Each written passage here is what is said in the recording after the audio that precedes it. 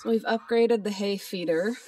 We put the 4-inch by 4-inch wire inside. So when they pull hay out, it's going to pull against the firmer outside ones. We tried it as it was, and it all came out. They tried to go for a mouthful, and the whole thing would come out on the ground. It's just all wasted. And that's absolutely a waste. That's way more bedding than they need. Once it's on the ground, they don't want to touch it. It gets peed and pooped on. So yeah, this should work. We had one made completely out of this 4x4 wire at the old place without any reinforcing. And it held up well. They wasted almost nothing. And yeah, they should do a lot better with this. It'll space out their feeding kind of more throughout the day. They'll have better access all the time. It'll be good. So now we're just going to fill it up. And the new design is goat approved. As you can see with Millie there, they get out just as much as they need for a mouthful without wasting whole flakes of it. Cinnamon's bypassing that feature. But I did manage to fit a full bale in there. See? That's perfect. Mouth-size bites. That's what you want for your goats.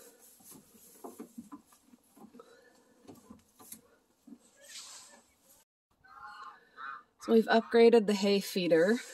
We put the 4-inch by 4-inch wire inside. So when they pull hay out, it's going to pull against the firmer outside ones. We tried it as it was, and it all came out. They tried to go for a mouthful, and the whole thing would come out on the ground. It's just all wasted. And that's absolutely a waste. That's way more bedding than they need. Once it's on the ground, they don't want to touch it. It gets peed and pooped on. So yeah, this should work. We had one made completely out of this 4x4 wire at the old place without any reinforcing. And it held up well. They wasted almost nothing. And yeah, they should do a lot better with this. It'll space out their feeding kind of more throughout the day. They'll have better access all the time. It'll be good. So now we're just going to fill it up. And the new design is goat approved. As you can see with Millie there, they get out just as much as they need for a mouthful without wasting whole flakes of it. Cinnamon's bypassing that feature. But I did manage to fit a full bale in there. See? That's perfect. Mouth-size bites. That's what you want for your goats.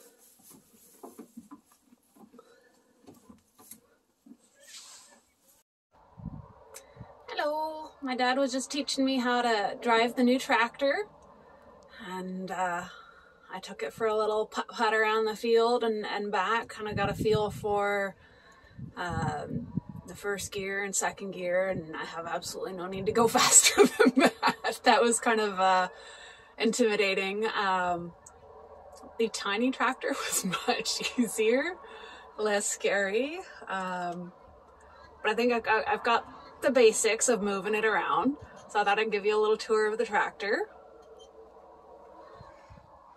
So this is your view from inside. I lifted the buckets in the field. There was some bigger bumps and I didn't want that to catch on the ground. And it's really tight in here. There's really not a lot of room. There's a lot of little controls, like up under your butt. Yeah, a lot of stuff in tight quarters. We've got the back window open because the exhaust is broken. Both doors open.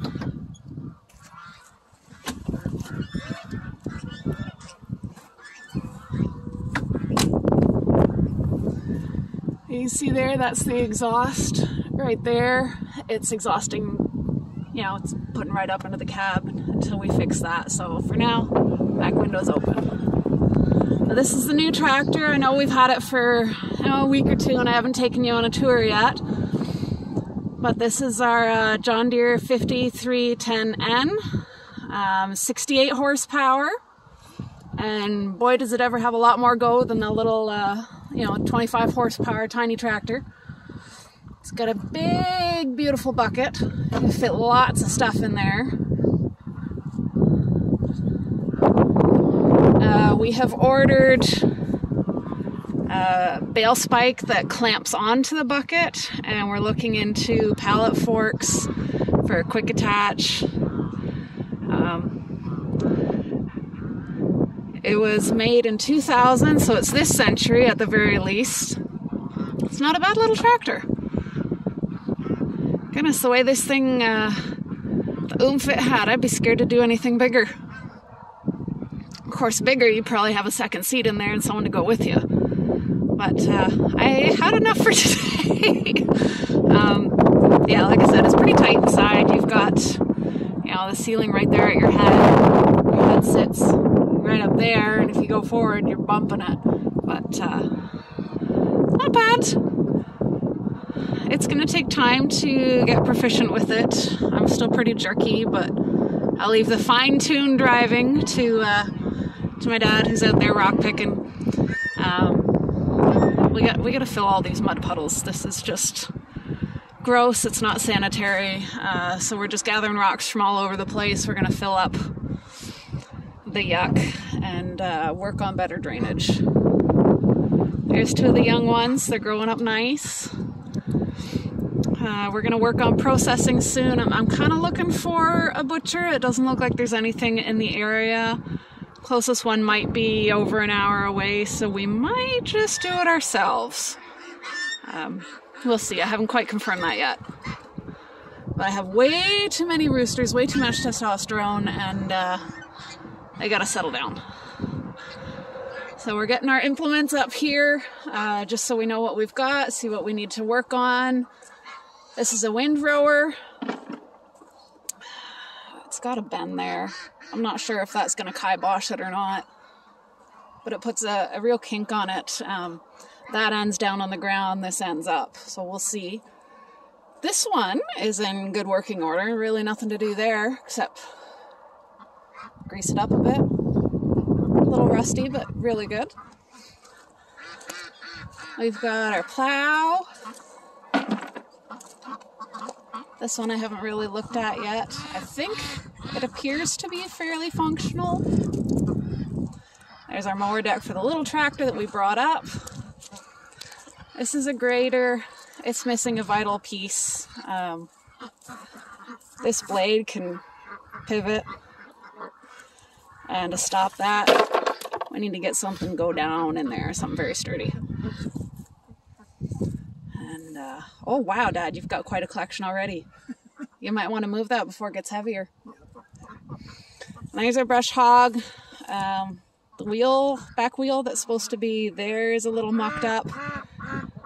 I don't know, we'll see. The blades and everything spins pretty good on it. It's a little rough. It's definitely time to thin out the flock. I've got some good males in here and a lot of not so good males. It's going to take some sorting. I've kind of already picked out the males that I want, but it takes me time to spot them in the group every time. But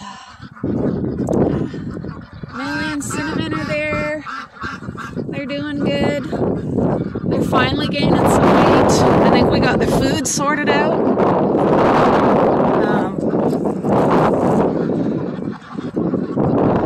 Yeah, they're getting thicker, that's for sure. Millie's got a little extra cushion on her hip bones there. Right, Millie girl? Yeah, you love the loves. You love the loves. Cinnamon's laying down on the job.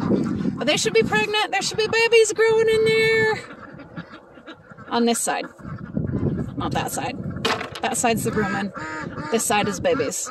Of course, technically there's babies on both sides, but because the rumen sits on the left, the big bulge that you see when they're very pregnant, that's mostly rumen. If you're feeling for baby movement, you gotta feel on the right. Hi, Cinnamon. I know, you love your loves too. See, all my adult ladies should be pregnant. There should be little babies growing in there. And, see, we got the back herd way back there. Those girls, Well, we'll see. Some of them might not be big enough to breed this season. We'll see. But some of them will. But that'll be a December thing. I think for now, we'll call this video done. Oh my goodness, you're just loving that, aren't you? Oh, I need to get this spot? Okay. Yeah, they let you know what spot they want scratched.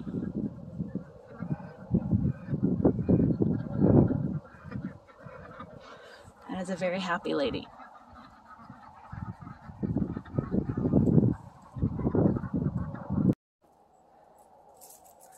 Alright, so we're in the back goat pasture, and this is their run-in shelter. A nice one at that. And they now have a permanent hay feeder. Hi! Yeah, so we got that in, so they're gonna stop wasting hay. And they've got like 6 inches or more of hay in here that they've put down as bedding. That should have been food. That's them out there.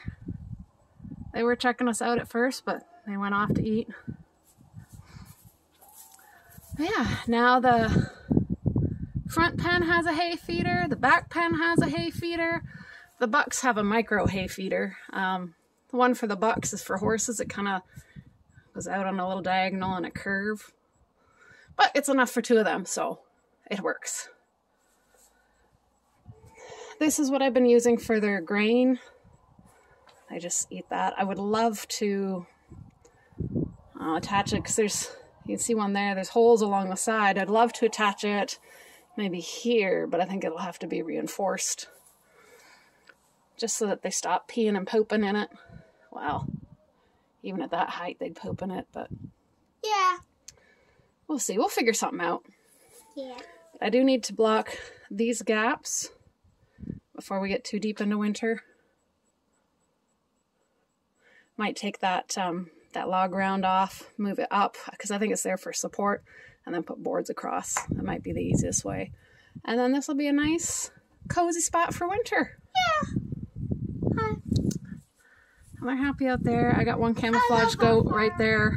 Anyways, I love our farm. Yeah. Yeah, at times this guy is invisible unless he lifts his head and you see his ears. It blends in quite well.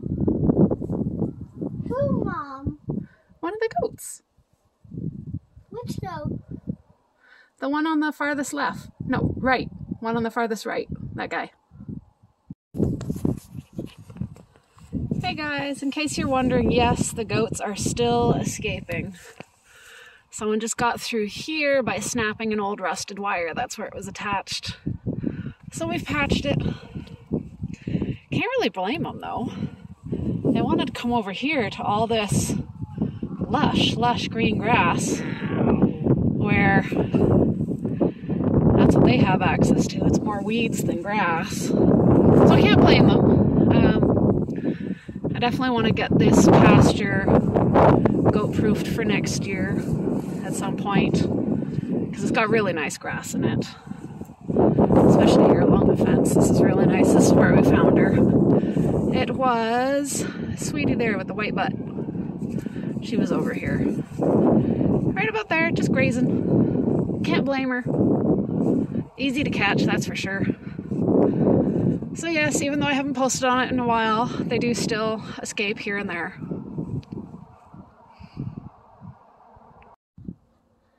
Hello, I haven't been on in a while because I was very sick with bronchitis, but I am on the mend now. I'm back at things.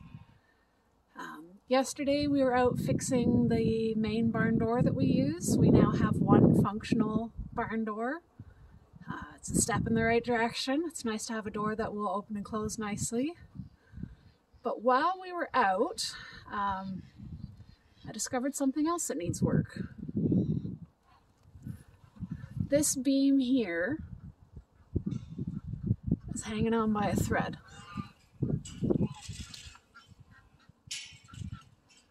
You can see up there, it's not securely attached. There's a couple boards there holding it. And then over here, nothing. It's not attached to anything. So that's just a major accident waiting to happen, to fall on our heads or the goat's heads. So we are fixing that today, because we just don't want that falling. And once that's fixed, we can maybe at some point go along and reattach those and patch things up. We'll see. Not today though. Now we got this thing rock solid. Shake it and wiggle it. We had two 2x4 pieces, screwed the first one into the tree trunk, screwed the second one into the first one, and this is now screwed to both of them. So that potential disaster has been averted. Safety for all the critters. And us. I did not want that falling on my head either. Oh, it's too blurry. That's where the goats are. And then we got these guys spread out in the back pasture. We're approaching sunset here, and it's raining a little bit. You can see, and very faintly there, the double rainbow. Look how dark it is on the outside and light on the inside. Goes all the way around. And you see a better double there. It's not showing up as well on the camera though. See if we can get all in one shot. There we go. Well, not quite. Close. Isn't that beautiful? I kind of faintly see the second rainbow. It's there. Beautiful day. I haven't been around for a bit. I had bronchitis, quickly followed by the flu, which had me down for a week in and of itself. So we are just gearing up. Tomorrow we're going to have a butcher day. We sorted birds today. Everything that's running around is our keeper flock. They're going to make it through winter with us. And walk up and show you kind of the start of our setup for butcher day. We got a good sized flock here. Hi. They've all been sorted. We gathered all the ducks, all the chickens, everyone out here has been sorted.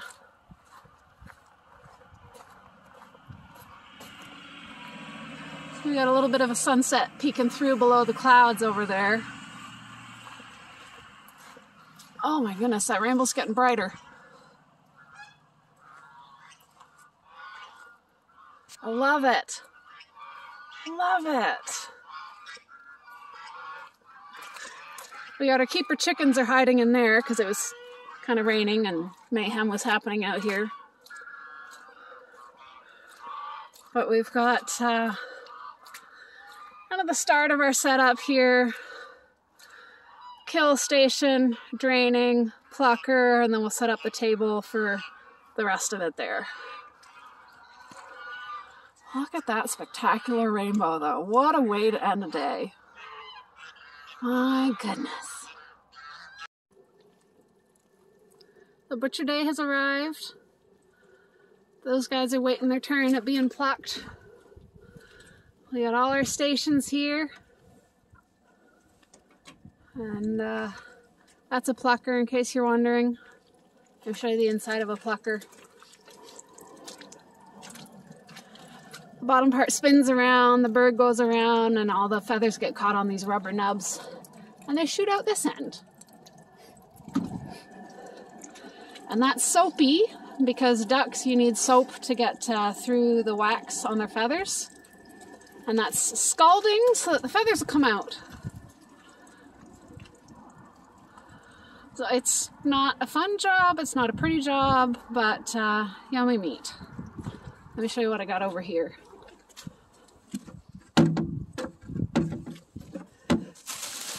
So we've got the meat in there.